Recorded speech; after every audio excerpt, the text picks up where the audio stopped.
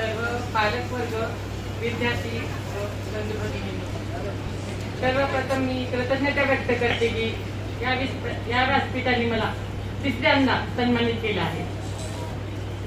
गोसावी समाज प्रतिष्ठान लातूर यांनी सुरुवातीला सन 2009 जेव्हा गुणवंत विद्यार्थी म्हणून माझा सत्कार केला तेव्हा मला एक वेगळी प्रेरणा मिळाली आणि गोसावी समाज माझ्या सोबत आहे असा आत्मविश्वास मिळाला.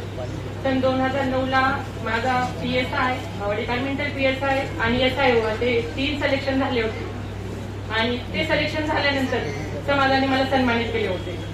त्यानंतर 2 वर्षापूर्वी सन 2024 ला परत समाजाने मला समाजभूषण पुरस्कार देऊन लातूर प्रतिष्ठान यांनी परत एकदा सन्मानित केले आणि ही या समाजाची तिसरी वेळ आहे मला की या व्यासपीठावर मला आता प्रमुख अतिथी म्हणून बोलवले.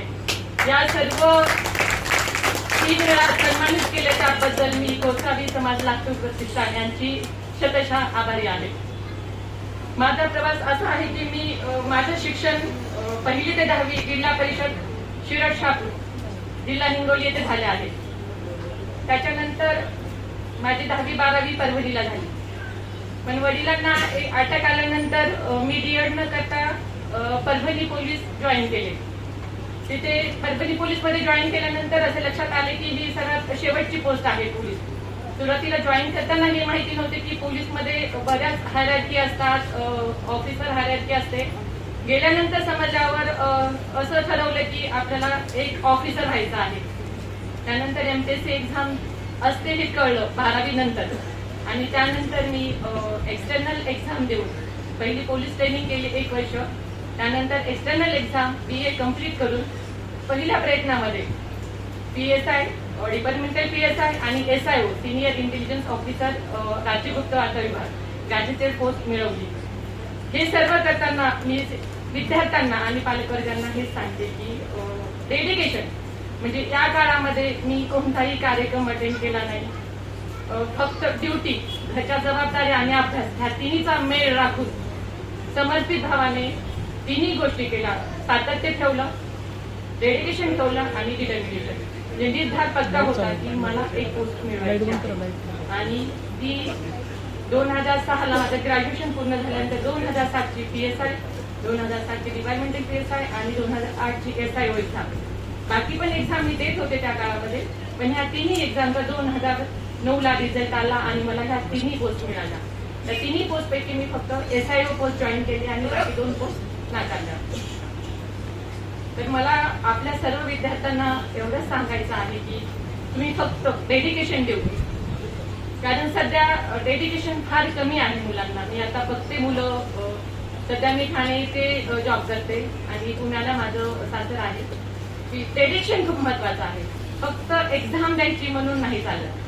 तुम्हाला त्याचं वेळेचं नियोजन करायला लागतं, मॅनेजमेंट करायला लागतं. किती वेळात आपण टार्गेट कम्प्लीट करू शकतो हे अगोदर लिहून ठेवायला लागतं. म्हणजे मी तर असं ठरवलं होतं की माझी प्री एक्झाम कधी आहे, मेन कधी आहे आणि माझा रिझल्ट कधी आहे. मी ते लिहून ठेवलं होतं आणि त्या पद्धतीने सर्व गोष्टी घडल्या.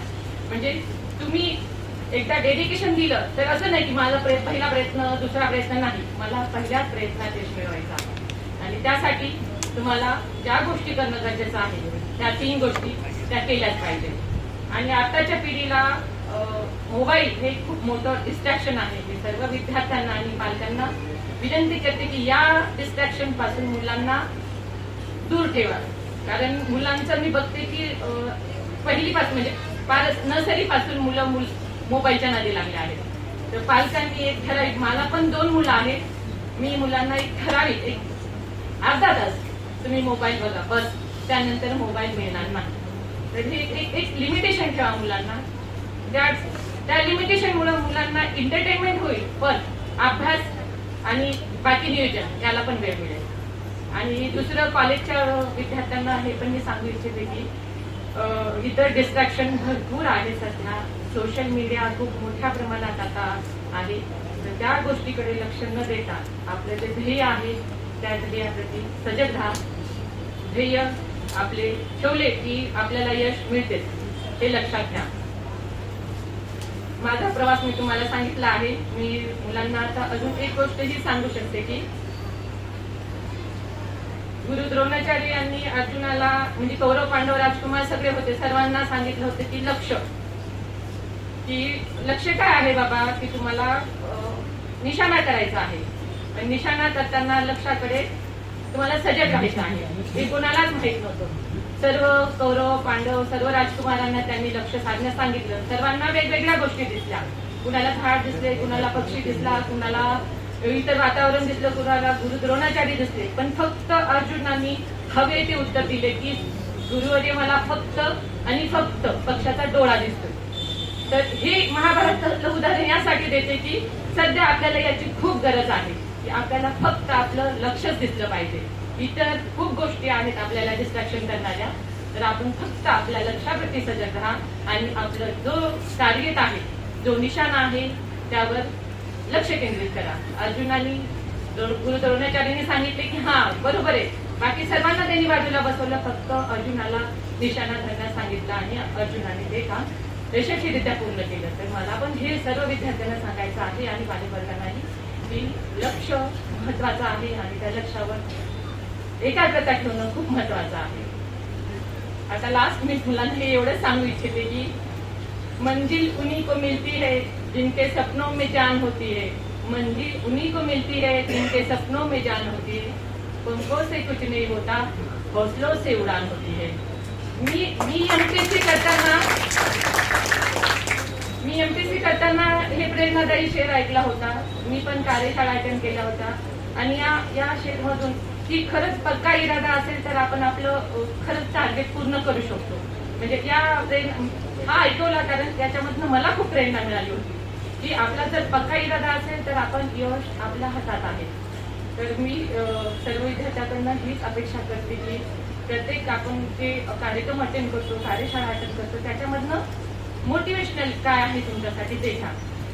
मी असे शब्द पकडले, काही वाक्य पकडले आणि ते माझ्या डायरीमध्ये घेऊन ठेवले आणि ती प्रेरणा मी ठेवली माझ्यासाठी की ही गोष्ट आपल्याला करायची आहे. आणि दुसरं म्हणजे एक विद्यार्थ्यांना मुलींना दोघांनाही सांगू इच्छिते माझ्या गोष्टीवरनं की आपल्या कॅरेक्टरला पण खूप महत्त्व द्या. सध्याचा जमाना खूप विचित्र आहे. कॅरेक्टर जपणं खूप महत्वाचं आहे. आपण दुसऱ्या गोष्टींच्या जर नादी लागलो तर आपलं भविष्य अंधारात आहे.